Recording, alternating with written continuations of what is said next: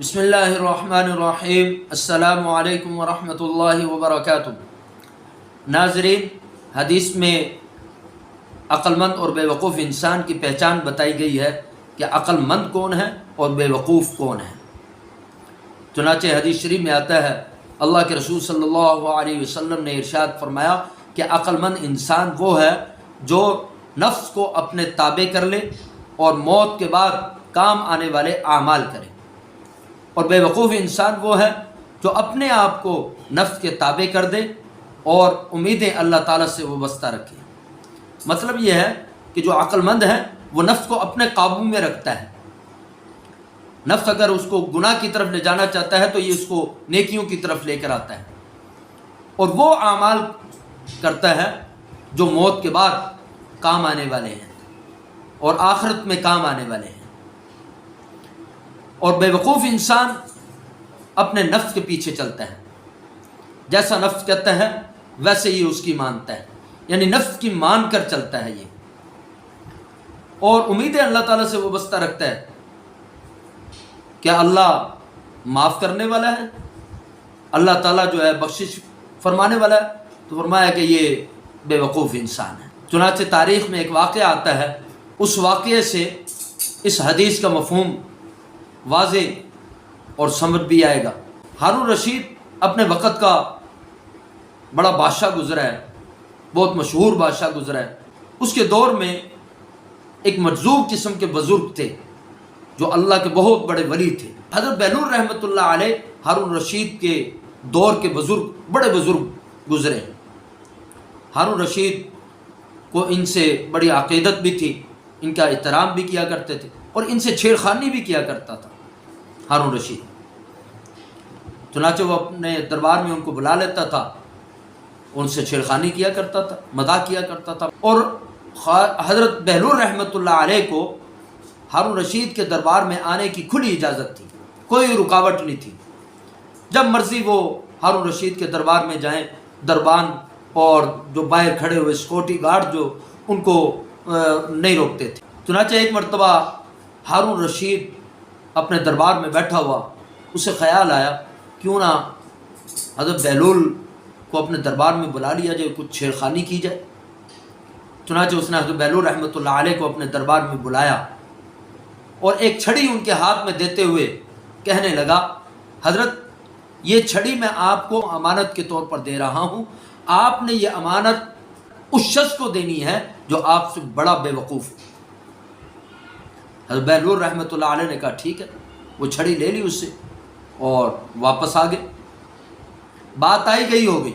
کچھ عرصے کے بعد ہارون رشید سخت بیمار ہو گیا، اسے احساس ہوا کہ اس کے جانے کا وقت ہو گیا۔ حضرت بہلول رحمۃ اللہ علیہ کو پتہ چلا تو حضرت بہلول رحمۃ اللہ علیہ ہارون رشید کے پاس پہنچ گئے۔ طبیب ارد گرد طبیب موجود ہیں، پوچھنے والے موجود ہیں۔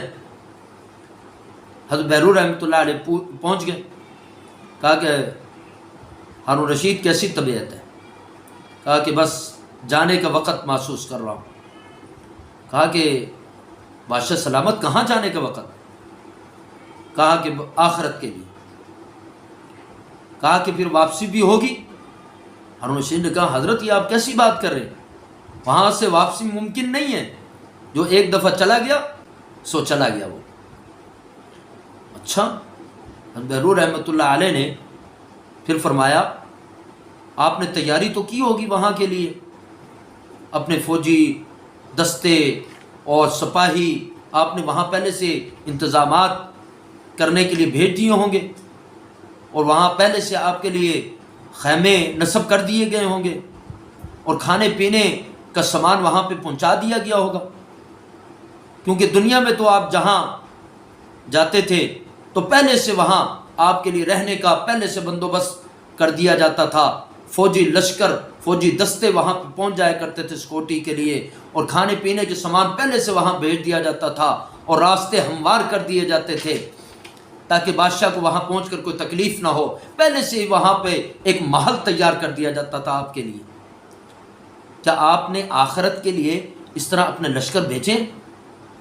ہارون رشید نے کہا حضرت یہ آپ کیسی بات کر رہے ہیں، وہاں تو اکیلے جانا ہوتا ہے، کوئی ساتھ نہیں جاتا، وہاں دنیا کا کوئی سامان نہیں لے کر جا سکتا، وہاں کھانے پینے کا کوئی سامان نہیں لے کر جا سکتا، پھر حضرت وہاں پہ کیا کام آنے والا ہے؟ آپ نے کوئی کیا ہے؟ تو ہارون رشید نے کہا حضرت وہاں تو اعمال کام آنے والے ہیں جو میرے پاس نہیں ہے۔ تو حضرت بہلول رحمۃ اللہ علیہ نے چھڑی نکالی اور ہارون رشید کے ہاتھ پر رکھ دی اور کہا کہ آپ نے یہ مجھے چھڑی امانت کے طور پر دی تھی اور کہا تھا کہ جو تجھ سے بڑا بے وقوف ہو اس کو یہ چھڑی دے دینا، تو میں نے آپ سے بڑا بے وقوف دنیا میں نہیں دیکھا، اس لیے یہ چھڑی جو آپ نے مجھے امانت کے طور پر دی تھی وہ میں آپ کو واپس لوٹا رہا ہوں، کیونکہ میں نے آپ سے بڑا بے وقوف نہیں دیکھا کہ دنیا کے لیے تو جب دنیا میں کہیں سفر کرنا ہوتا تھا پہلے سے انتظامات مکمل کر لیے جاتے تھے، رہنے کے انتظامات مکمل کر لیے جاتے تھے، حالانکہ وہاں سے تو واپس آنا ہوتا تھا، واپس لوٹ کر آنا ہوتا تھا، واپسی ممکن ہوتی تھی، اور اب جو آپ کو سفر درپیش ہے وہ ایسا سفر ہے جہاں سے واپسی ممکن نہیں ہے، اور آپ نے اس کے لیے کوئی تیاری نہیں کی، کوئی عمل نہیں کیا، کوئی نیک عمل ہی نہیں کیا، تو میں نے آپ سے بڑا بے وقوف انسان اس دنیا میں نہیں دیکھا، تو یہ چھڑی میں آپ کو۔